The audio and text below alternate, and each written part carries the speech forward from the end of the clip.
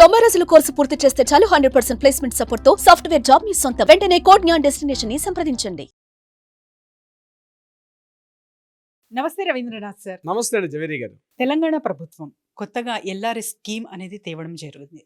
అసలు ఎల్ఆర్ఎస్ అంటే ఏంటి, ఎవరు అర్హులు, అండ్ అసలు ఎల్ఆర్ఎస్ ఎవరు రిజిస్ట్రేషన్ చేసుకోవాలి, ఇవన్నీ details. LRS land regulation scheme అంటే ప్రతి రాష్ట్ర ప్రభుత్వాలకి ఒక అలవాటుగా అయిపోయింది, ఒక ఆనవాయితీ అయిపోయింది. అదే ప్రభుత్వాలు చెప్తాయి స్థలాలని అప్రూవల్స్ లేకుండా రిజిస్ట్రేషన్ చేసుకోకూడదని వాళ్ళే చెప్తారు. రిజిస్ట్రేషన్ చేసుకోకపోతే ఆ ల్యాండ్లు అట్లనే ఉంటాయి.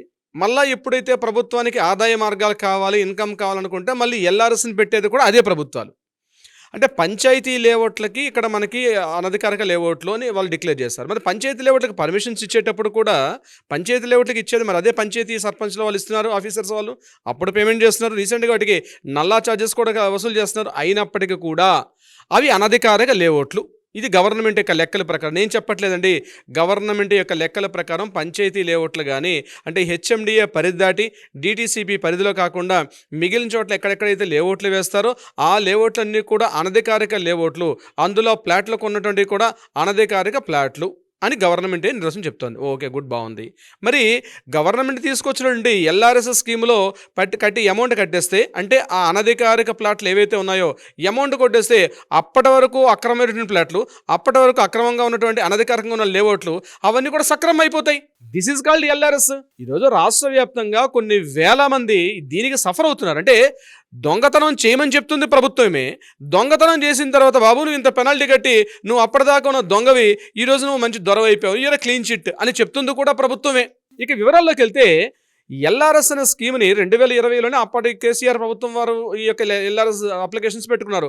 ఎల్ఆర్ఎస్ అప్లికేషన్ అప్పటి లెక్కల ప్రకారం 27,35,000 మంది అప్పటికి ఉన్నట్టుగా అప్లికేషన్లు వచ్చి ఒక్కొక్క దగ్గర నుంచి కూడా 1000 రూపాయలు కలెక్షన్ చేసి అప్లికేషన్ తీసుకున్నారు. అప్లికేషన్ తీసుకున్న తర్వాత ఒక స్టిపులేషన్ పీరియడ్ పెడతారు, ఆ పీరియడ్లో వాటిని అప్లై చేసుకోవాలి.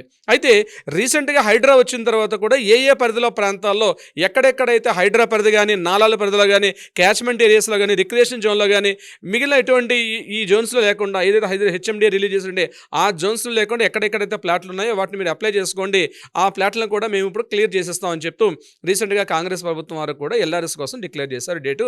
అది మార్చి 31 వరకు టైం పెట్టారు. సో మార్చి 31లోగా అమౌంట్ అంటే ఎంత అమౌంట్ పే చేయాలంటే కూడా దానికోసం స్పెషల్గా సాఫ్ట్వేర్ రిలీజ్ చేశారు.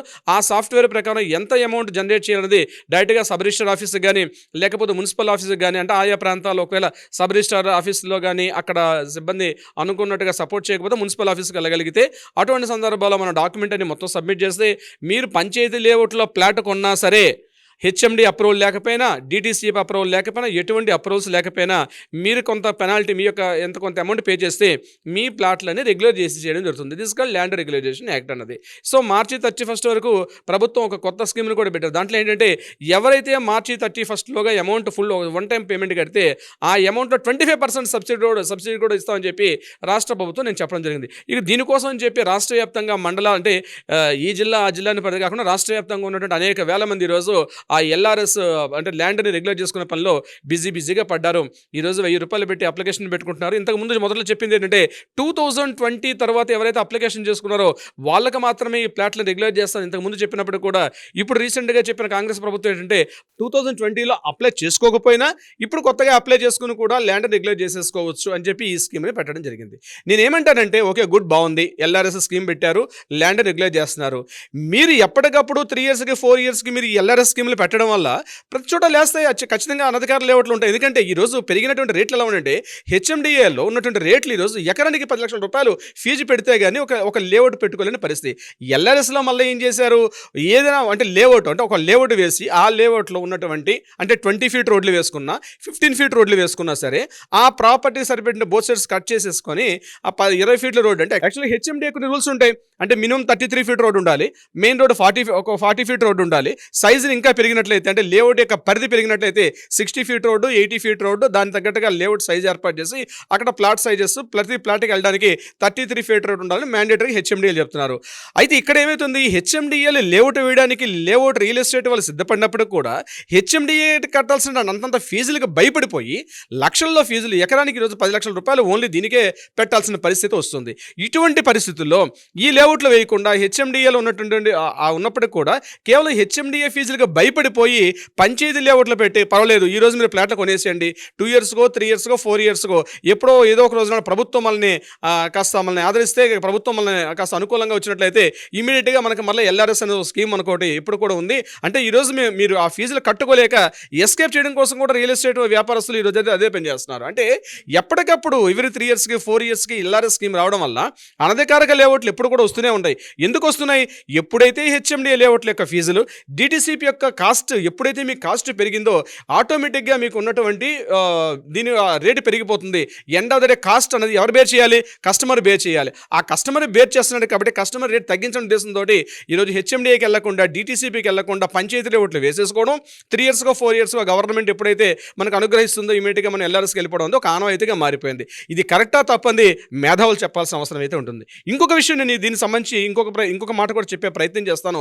ఇంకోటి గుర్తుపెట్టుకోండి, ఈరోజు హెచ్ఎండిఏ ఉంది. హెచ్ఎండిఏలో మీరు రంగారెడ్డి డిస్ట్రిక్ట్లో తీసుకొని అదే ఉంటుంది, ఎక్కడో మారుమూలగా ఉన్నటువంటి మెదక్ జిల్లా లాంటి ఏరియాల్లో కూడా మీకు ఫీజు ఒకటే ఉంటుంది. ఇక డిటిసిపికి అయితే ఇంకా జిల్లాల వ్యాప్తంగా అంటే హైదరాబాద్కి ప్రధాన పట్టణాలకి పెద్ద పెద్ద మండల కేంద్రాలకి అంటే ఈక్వల్ రేట్స్ డిటిసిపిలు మీరు ఎక్కడ లేఅవుట్ వేసుకోండి.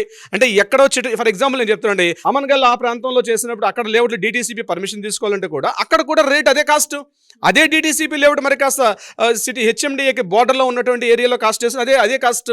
కానీ అక్కడ వ్యక్తుల యొక్క పర్చేజింగ్ కెపాసిటీ కానీ ఇవేవి పరిగణలో తీసుకుండా డిటిసిపి యూనిఫామ్గా రేట్ ఇది ఒకటి పెట్టడం వల్ల దీనివల్ల ఏం పెరుగుతుందో ఎవరు బెనిఫిట్ చేయాలనుకుంటారో గవర్నమెంట్కి అర్థం కాదు. అయితే ఇప్పుడు గవర్నమెంట్ ఇచ్చే పథకాలు కానీ రాయితీలు కానీ అన్ని యూనిఫామ్గా ఉంటున్నాయా? ఇప్పుడు పట్టణ ప్రాంతాలకు వేరే విధంగా ఉంటుంది, మండల కేంద్రాలకు వేరే విధంగా ఉంటుంది, పల్లెలకు వేరే రకంగా ఉంటుంది. కానీ ఈరోజు ఒక పల్లెల్లో కూడా లేఅవుట్ వేసినా సరే డిటిసిపి ఒక కాస్ట్ అదే విధంగా ఉంటుంది.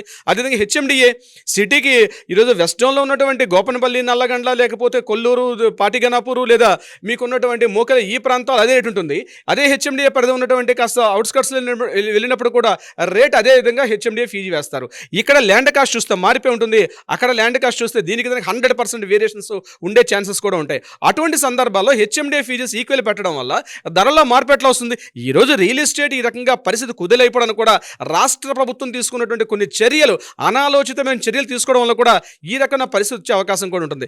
ఏదేమైనప్పటికీ నేను ఒకటి చెప్తున్నాను, ఎవరైతే అనధికారిక లేఅవుట్లో అంటే గవర్నమెంట్ యొక్క వర్డ్ నేను వాడుతున్నాను, అనధికారం ఏంటో అధికారిక లేఅవుట్లు ఏంటో అంటే ఫీజు కట్టేస్తే అది అధికారం అయిపోతుంది, ఫీజు కట్టకపోతే అనధికార లేఅవుట్ అంటే లేఅవుట్లో 10% కానీ సేల్స్ అయ్యి మిగిలిన 90% వ్యాలిడ్ అంటే 90% సేల్స్ కాకపోతే లేఅవుట్ మొత్తాన్ని కూడా ఎల్ఆర్ఎస్ తీసుకుంటామని కూడా గవర్నమెంట్ చెప్తుంది. అంటే ఇండివిజువల్గానే వెళ్ళొచ్చు, లేకపోతే లేఅవుట్ మొత్తానికి కూడా వెళ్ళి ఎల్ఆర్ఎస్ తీసుకోవడం కోసం అని చెప్పి ప్రభుత్వం ఒక జీవో వచ్చింది. దీనికి సంబంధించి రేపు మార్చి 31 టైం ఉంది. మార్చి 31 ఎవరైతే అప్లై చేసుకుంటారో ఆ ఫీజు కూడా ఆటోమేటిక్గా సిస్టమ్ జనరేటెడ్ అమౌంట్, ఆ అమౌంట్ పే చేసుకుంటే మీ ప్లాట్ రెగ్యులరైజ్ అయిపోతుంది. ఇది గవర్నమెంట్ చెప్పే విధానం.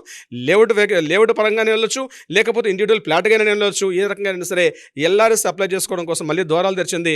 డబ్బులు దండుకోవడం కోసం ప్రభుత్వం కొత్తగా మళ్ళీ స్కీమ్ని అయితే రిలీజ్ చేశారు. జవేరి గారు, ఎల్ఆర్ఎస్కి సంబంధించిన పూర్తిగా వివరాలు కావాలన్నా మిమ్మల్ని సంప్రదించడం ఎలా సార్? కింద స్క్రోల్ అవుతున్న నెంబర్ని కాంటాక్ట్ చేయగలిగితే మన లీగల్ టీం వాళ్ళకి అప్రోచ్ అవుతారు. దీనికి సంబంధించినటువంటి ఏదైనా సలహా సంప్రదింపులు కావాలనుకున్నా, అదేవిధంగా న్యాయపరంగా ఎటువంటి వివాదాలు స్థలాల్లో ఉంటే వాటికి కావాల్సిన పరిష్కారం కూడా మన లీగల్ టీం కంప్లీట్గా డీటెయిల్స్ అయితే అందజేస్తారు. జవేరి గారు, thank you sir. Thank you so much. Suman టీవీలో మీ పర్సనల్ అండ్ బిజినెస్ ప్రమోషన్స్ కోసం కింది నెంబర్కి కాంటాక్ట్ చేయండి.